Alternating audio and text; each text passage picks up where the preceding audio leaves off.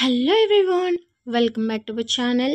And ఈరోజు మన special recipe వచ్చి స్పైసీ చికెన్ పికిల్. దీన్ని తక్కువ బడ్జెట్లో సింపుల్ అండ్ టేస్టీగా ఫుల్ గ్రేవీగా పీస్ అనేది చాలా సాఫ్ట్గా రావాలి అంటే ఏం చేయాలి, ఎట్లా చేయాలి అనేది ఫుల్ వీడియో అయితే చూపించేస్తున్నాను. సో మనకి ఖచ్చితంగా బయట కొంటే మాత్రం హాఫ్ కిలో 1000 to 1500 ఉంటుందండి. సో ఎక్కువ మనీ ఖర్చు కాకుండా ఉండాలంటే నేను చెప్పినట్టు ఇట్లా ట్రై చేసేసాయండి. సో ప్రాసెస్లోకి అయితే వచ్చేసాయండి. నేనైతే 1 కిలో చికెన్ని చిన్నగా కట్ చేసేసుకొని తీసేసుకున్నాను. అండ్ వన్ మోర్ థింగ్, నేనైతే విత్ బోన్స్తోనే తీసేసుకుంటున్నానండి. మీరు మీ ఇష్టం, విత్ బోనా ఆర్ వితౌట్ బోనా అంటే బోన్లెస్ అనేది చూసేసుకోండి. సో నేను చూడండి పీస్ అనేది ఇంత సైజులో అయితే కట్ చేపించాను.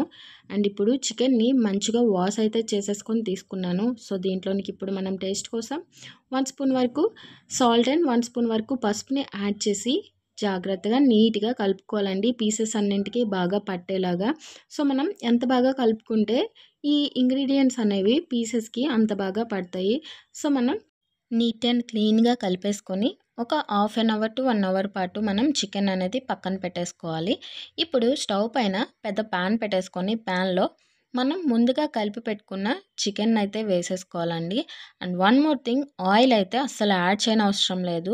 ఎందుకంటే మనకి చికెన్లోని వాటర్తోనే మనకి చికెన్ అనేది మంచిగా కుక్ అయ్యి ఫ్రై అవుతుందండి.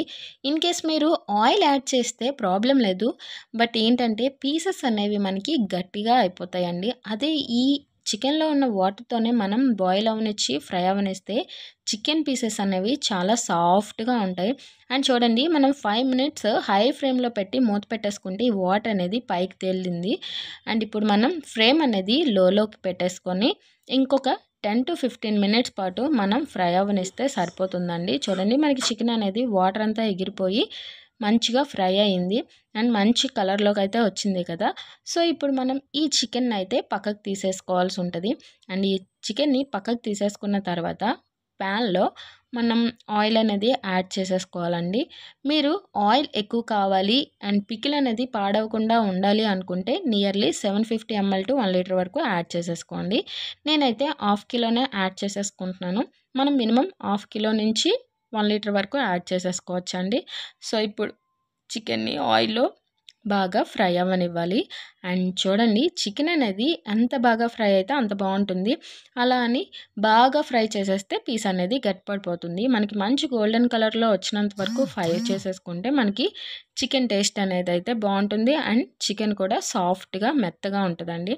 సో మనకి చికెన్ మంచి గోల్డెన్ కలర్లో వచ్చి ఫ్రై అయిపోయిందండి. ఇప్పుడు మనం దీన్ని అయితే తీసేసుకొని పక్కన పెట్టేసుకోవాలి. సో మనం 1 కిలో చికెన్ తీసుకున్నాం కాబట్టి అల్లం వెల్లుల్లి పేస్ట్ అనేది 100 గ్రామ్స్ తీసేసుకుంటే సరిపోతుంది.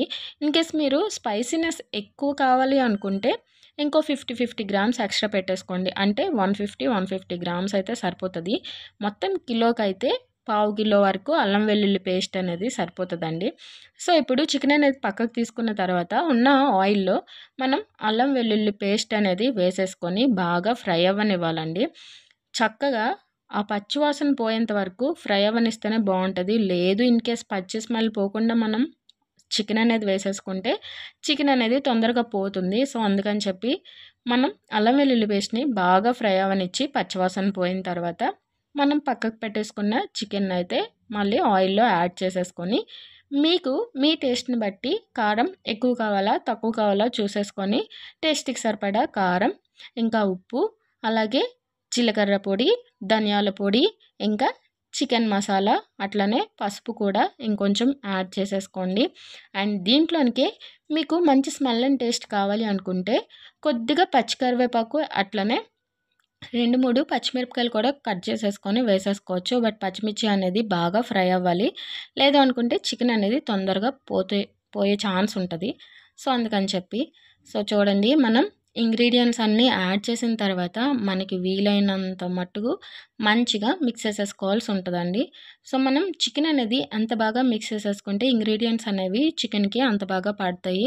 సో మనం ఇంగ్రీడియంట్స్ అన్నీ మిక్స్ అయ్యేలాగా కలిపేసుకొని స్టవ్ అనేది ఆఫ్ చేసేసుకొని 4-5 పెద్ద నిమ్మకాయలను అయితే పెద్ద సైజులో తీసేసుకోండి.